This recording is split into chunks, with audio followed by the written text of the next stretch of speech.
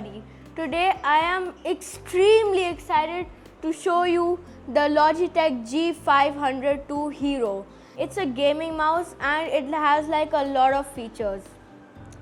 So first of all, it has color sync, which is basically, as you can see over here and here, they are colors, so they keep changing, and they are like 16.8 million colors. Like, that's a lot.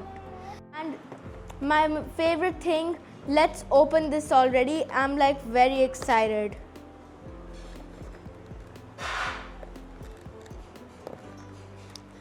I just hate stickers. Bruh. Okay, so it's open, and here is our mouse, as you can see. So this is our mouse, and over here have the weights. Okay, if you like a heavy mouse, you can put them, or if you don't want heavy mouses, you can and you like light, you can take them off. If in case you lose them, they give you this case to put all your weights. Okay, this scroll has two modes.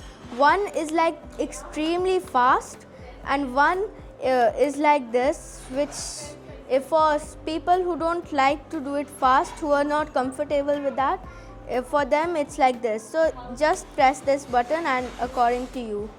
But make sure while spinning it, don't press it, or the mechanism may go wrong and it may break.